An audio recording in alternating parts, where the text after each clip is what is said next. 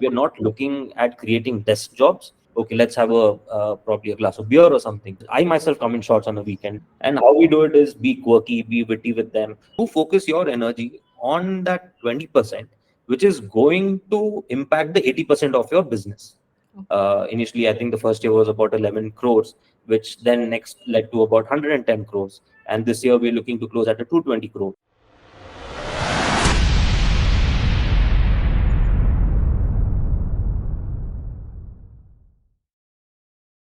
To the audience that will watch this? I think when ground reality hit, sometimes going away from the norms and just starting, right, is something that works for us. Hmm. We thought we are going to launch the website in a certain manner, create a buzz all around it, and a lot of these aspects. But I think one fine day, it took us about 3-4 days to bring up at least a basic website, and we just went live with it, right? Okay. What happens with, again, the branding and what we're trying to do over here is try to be more relatable to the audience that we're catering to. Hmm. Now, that is how, if I'm able to resonate with you as a brand, or if I'm able to connect with you, is when I have some sort of recall or some sort of brand building that I'm trying to do over here. Right. So there have been a lot of steps taken so that we are always relatable, we are always on top of trends, and we are always close to our customers.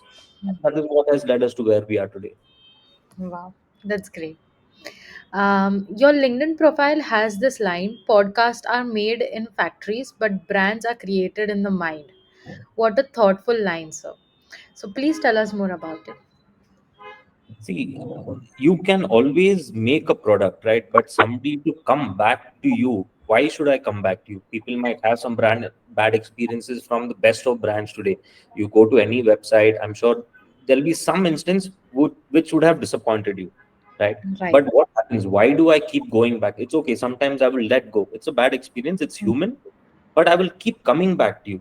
So if I am able to make that space in people's mind, right, that okay, snitch is a part of me, is a part of my wardrobe, or is a part of my everyday going. And I Hmm. think that is what I mean by that, brands are made in the mind, right? That is what, it's just not the product, but it's a more holistic approach that we need to take as a brand custodian and bring that out to people. Right. Products will change. It's not that a single product is always the hero for us. Hmm. Sometimes the experience that the customer goes through, I like the experience what I had over here. Fine, I might have not liked the product first time, but I think I'm sure that there is always room for me for a next time. Right. But I have a experience, I have a good product, I know I've lost a customer here. Hmm.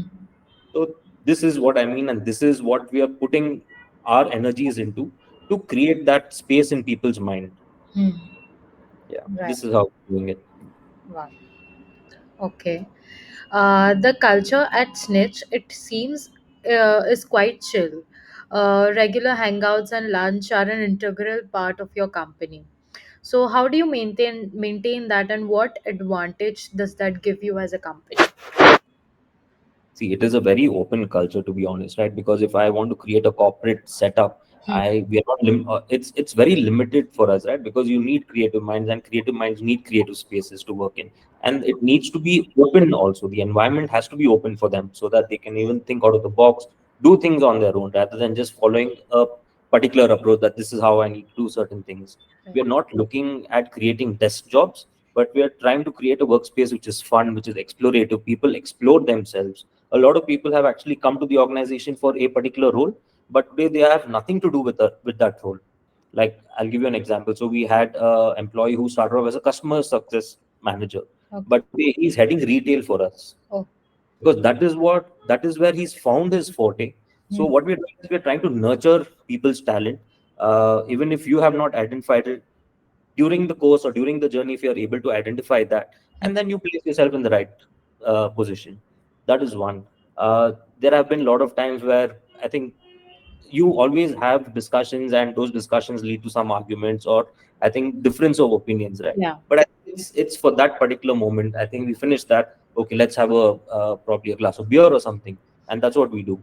Let's Wow. go to the terrace, chill, you hang out, you clear that air between people, and you start fresh. Hmm. So it's, you set those examples so that even that simple basic dressing also, right, tells them, oh, okay, it's damn cool, it's chill, even I can do it. So Yeah. you set examples and let people follow. I think this kind of office culture is every man's dream. Nobody wants to work in a corporate where you just have to go and work on your laptop and come home. I think this is It's the like best. clocking hours, right? You come, you punch in, you sign in. Okay, I've clocked in this much at this much time. I clock out at this much time. 6 hours by the clock. It's like either these government-run organizations or it's like corporate to its core, right? And you, Yeah. we don't want that. So You come hard in. on people. Hard on people. Exactly, exactly. Winning the most loved Gen Z brand award is a fantastic achievement. How was the feeling? What marketing strategies contributed to this prestigious recognition and cemented Snitch.co as a Gen Z favorite? See, what we started doing is again, we spoke their language. It's like talk the walk, right? Or rather, walk the talk. Hmm. What we've been doing is again trying to be as relatable as possible, Hmm. be it from our point of communication, be it from our packaging, or be it from the clothing that we design, right? Okay. Everything there is a touch point, or there is something that is intriguing to the consumer. Hmm. So we had packaging where we started off wherein it was very flirty. Hey, sexy, I'm home. So for a guy to get that and at least read that, he was on cloud nine for some reason. And we had so many people actually talking about it or just taking photos of those packaging and sharing it Hmm. and giving their positive comments. Hmm. So and plus the clothing, right? Everything is out of the box or it's runway to your home or your wardrobe Hmm. in no time. Hmm. So that's the kind of way which is paving the path for us. We've always been able to make that space, retain that space in the consumer's mind and their wardrobe. Hmm. And how we do it is be quirky, be witty with them, talk their language. Hmm. You speak a certain way, I will talk to you that way, be it my garment, be it the communication that I'm doing. Yeah. I'm not meet somebody that, hi, how are you doing today? No, it's not. We Hey, Gen what? Z don't talk like that now. Like, you won't even relate to me. You won't even relate to me when I speak to you that way. Yeah. Oh, right. It's a very formal brand. I don't want to. I know when I walk into any like a Louis Philippe or a Peter England, I know it's formal, it's serious. Hmm. But wherein you come here, this is more cool, fun. Yeah. It's more energetic. There's a vibe that's already created over Hmm. here. So yeah, Yeah, definitely. Gen Zs are next level this time. right. And it's changing every day. So to keep up with them, their lingos, the things that they are doing, the things that they are up to, is a task on its own. So you always Also, need the to new just words and frames they come up with, like, it's like you have to go and search on Google. Like, what is the yeah, meaning of this? literally there are so many people who use this at times and like, okay, what does this even mean? Yeah. Either I start feeling or like either backdated or like, okay, keep me updated. Like, why I are we myself, doing as a Gen Z, I sometimes feel backdated. this? I would say that this podcast is podcasting. Right? Right. Yeah. Can you share the story behind Snitch.co's impressive annual revenue growth, especially considering your bootstrapped origins? So I think this has actually been a long journey, right?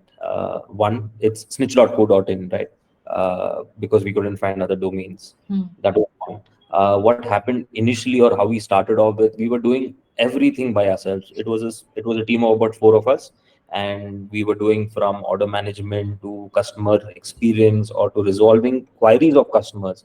Like literally, me and Siddharth used to be on the phone and texting each other's like the customer queries.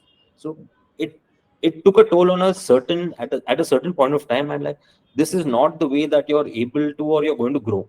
If you have to scale, you will have to delegate. So we started following the Pareto effect, right? What happens here is again you have an 80-20 rule. You focus your energy on that 20%, which is going to impact the 80% of your business, Okay. and you start delegating teams, you start creating structures within the organization. Of course, there is no hierarchy as such. It's a very flat lead organization, but you create teams who are owners of this particular vertical. If I need to delegate a customer experience, you have a team, you have a small team. It's okay, you don't have to have like 50 people under it or 30 people under it sitting and trying to solve a problem. We've created mini teams within the organization, and every team leader is an owner of that particular team. And now that is how we've been able to solve a lot of queries. We've been able to scale exponentially. We've been on 100% year on year growth. Initially, I think the first year was about 11 crores, which then next led to about 110 crores. And this year, we're looking to close at a 220 crore. So I think creating ownership, making people responsible for what they're taking care of, is how we've tried to build the team internally and how we've been able to drive success. So, an all shark deal. That was one of the best episodes of Shark Tank. Please tell us about your journey at Shark Tank. I think that experience, or like even watching that, right? Like Siddharth was in the front stage. Uh, I was at the like behind the scenes, right? And when this happened, like the entire day we were on our toes. Ours was the last airing. We were like either nervous that okay, what's going to happen, already exhausted because of the entire day, right? It took a toll on us because you're either just trying to find answers for every possible question that could be raised to you, or either come back to each other with different scenarios, that what if this outcome or what if that outcome. Hmm.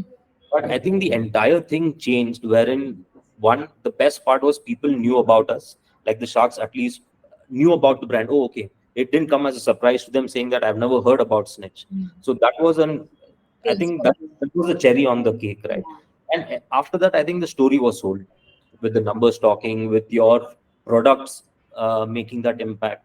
And I think we backed that deal with the kind of perseverance that we had and we showcased on screen, right? So I think that was a very overwhelming experience for us.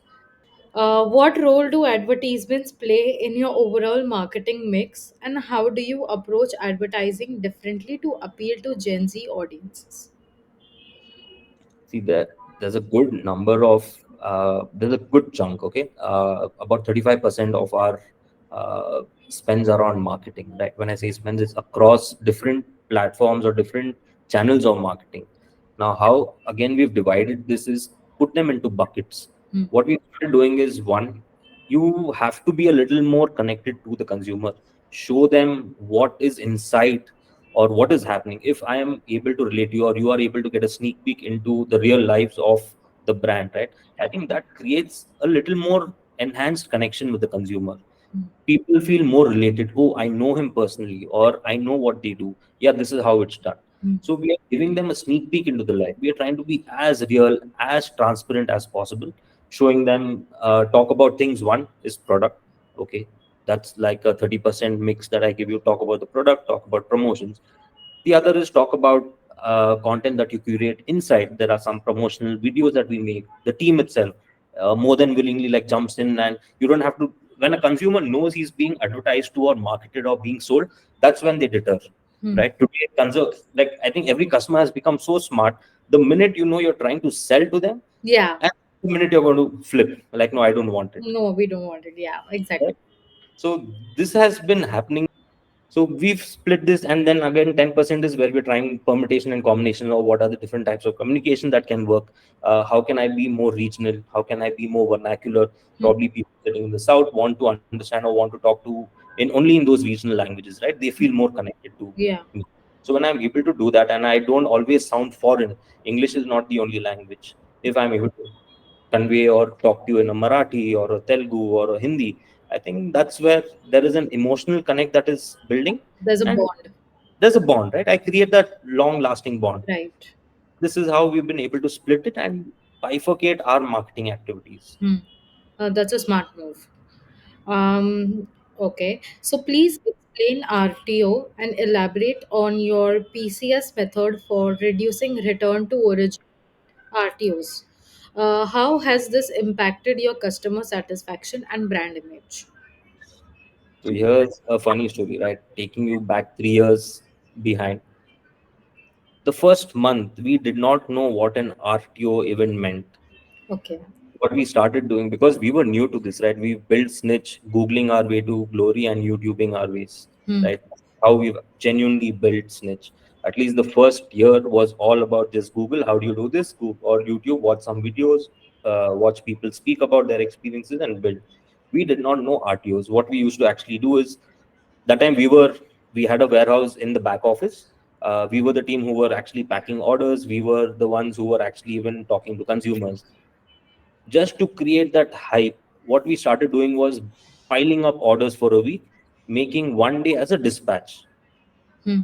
We did not know is going to lead to an RTO. When we started receiving, like the first lot came in like 100 orders are back, and we were like just scratching our head, like what shit, what just happened today, right?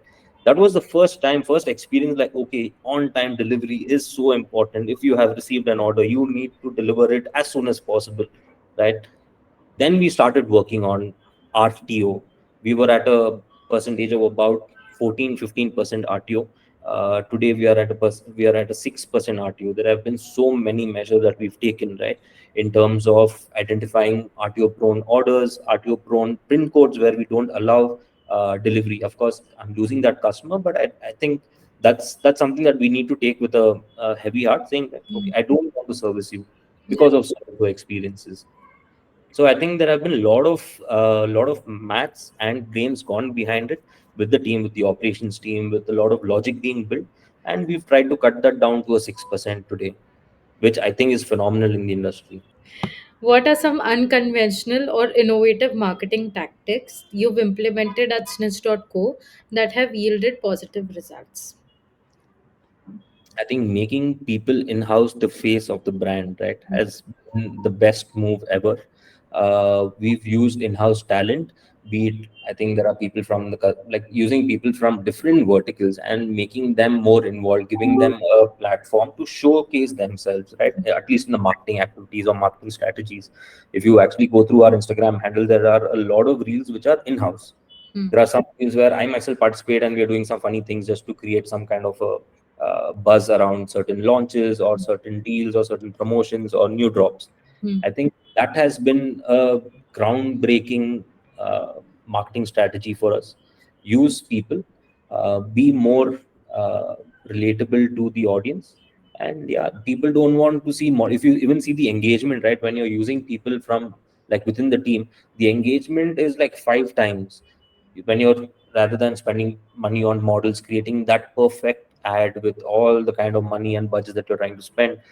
But the impact was for that versus this is, I think, is just uncomparable. Hmm. Right. Yeah, this is something that we are working on, and we're trying to create new strategies, new kinds of content every day. So we're building a content team around it who can just create content every day Hmm. for us. Be there, show your face, talk to people, and then yeah, like you want a style guide, Content okay. is also ever evolving. Like It one is, day, right? There is every so day, the content is evolving. true. There is so much consumption of content today. People want to listen to you. People want to talk to you. As long as you're speaking anything sensible, I think there are listeners to it. Hmm. And if you're able to deliver that, I think then your game is on point. Your content has to be genuine. Your content has to be not fake. Hmm. I think originality and genuineness and more considerate to the consumers. I think that's cracking the deal. Okay, noted. Your Diwali ad was so beautiful. Like, could you share some insights about it? Like, how was the process, the creative thinking? So I think Diwali campaign, right? We took a slightly different approach just to test the waters, right? We wanted to have that a little traditional because I think India revolves around emotion. Anything emotional, anything which is more family oriented during the festive season is something that is accepted. Hmm. A lot of people from the team who actually don't live here or their families are not here, right? Hmm. So I think the insight was from them because these are my shoppers, these are my customers.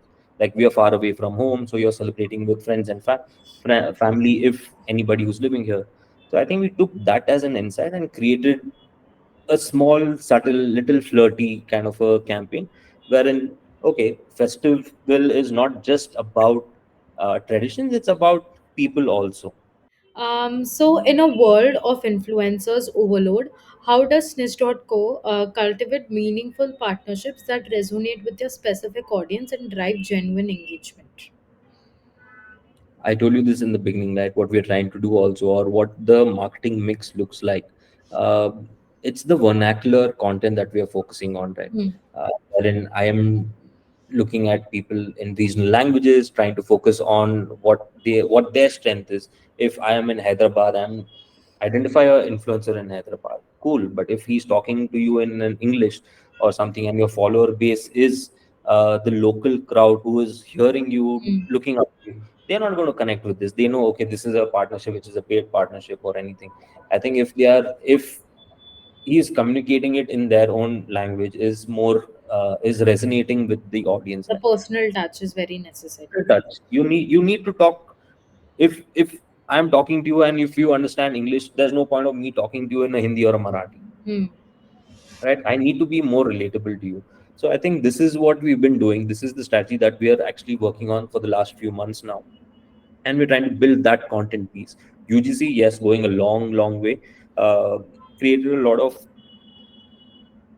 brand ambassador programs around it, wherein our consumers, our customers are the ambassador.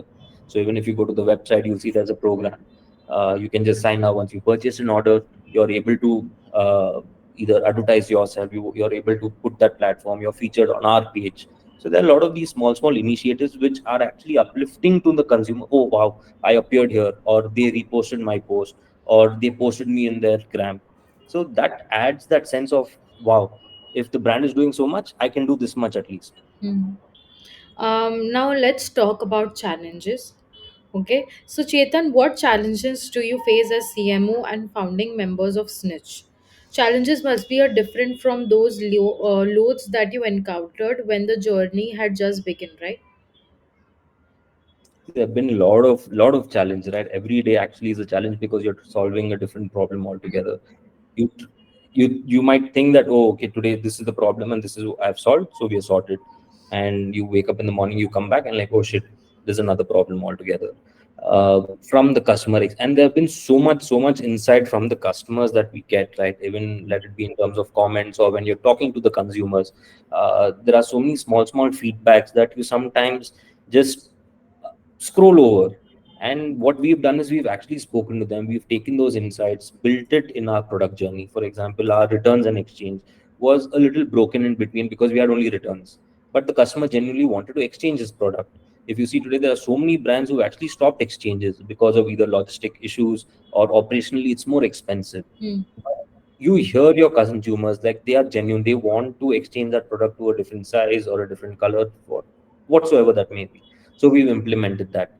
We are hearing to every challenge or every comment that these guys want to convey, and put that in our roadmap, like can we do this? Even if you cannot, how do you make this, like how do you fit this in your roadmap? Hmm. And we're trying to cater to that. Yeah. Next question. Social media marketing has become very important in this fast evolving digital world. And Snitch has wonderfully taken over the social media with over 5 lakh followers on Instagram. How do you do that, Chetan? So I think again, what we've been trying to do is the content, the engagement. How is your content engaging enough? We're trying to do a lot of collabs with brands wherein there are non-competing brands where you can exchange ideas or create some sort of engagement, and that can drive curiosity, that can drive followership. Hmm. So that is one. Second is the community that we're trying to build, right? Community is that there's a factor of FOMO. What we build today is, if you have not bought something today, it's gone tomorrow. Yeah. If you're going to wait, you're going to put it in your cart and wait for it. Okay, I'll wait for a deal or I'll wait for some other option. And by the time you come back, it's gone, right? So what is this creating is, at least what we've created on our Instagram channel, is to create some communication, good amount of information that is being passed on to customers, right? Let's say about our new drops or anything that's coming in, new promotions, new sales, new kind of videos that we are working on, right? It's, if it's trendy, it's more relatable to you. So that community that you want, okay, I'm a snitch. And even though it has a negative connotation, if you like, snitch has a negative connotation, right? But how we tried to change that, like, okay, instead of snitching on people, you're snitching on trends today. So this is what we've done, and people are coming back. And I think the shares, the likes, the engagement speak for themselves. And I think the community belongs, like you are able to create that community, you're able to justify what the community wants and what the community is giving back to you as a brand. Um, as a pioneer in Gen Z marketing, what are your predictions for the future of marketing in the fashion industry? See, I think for the next good 24 months, right, there is going to be a lot of leverage on influencer marketing. I think it has just opened up a different ball game, different avenue, be it fashion, be it any product under the sun, right? But of course, as long as it's genuine on the way they're talking, it cannot be sold, it cannot be falsely marketed. But when genuine consumers are able to talk about that product or create that content out of it, that is what is going to drive. I think genuinity is the way. Show them the genuine use of the product, show them why do you need it, and even fulfill that need of want. Like today, wants are much bigger than your needs. Yeah, I have 10 shirts, I don't need any more. But we want you to have some more, right? You always have that urge. How am I able to create that? Hmm. Create that little FOMO factor, create that how is it adding value to what you're doing or where you're going. Right. So I think creating these aspects and communicating that to the consumer is how we are going to last, or how this is going, at least for the next 24 months for sure. Like influencer marketing, UGC content is the game changer today. Okay. So, what advice would you give to the aspiring marketers and young entrepreneurs looking to build successful brands, especially in a highly competitive Gen Z market? I think what people need to start doing is, rather than actually really racking their heads or trying to find the most right way of either starting something or doing something, right? Applies to even advertising or anything. I think you should experiment. You should take that risk. Rather What than happens? thinking on. Yeah, rather than thinking, because no, you do so much thinking, so much brainstorming, and a lot of hundred things, and you lash out so many ideas, and for all you know, it would have worked. I think today the silliest of ideas actually work. Hmm. And like if you see reels, right? Reels is a perfect example. You will see something so lame, but that has the highest traction. But Right. you're seeing something so meaningful, somebody's talking to you about something or trying to advise you.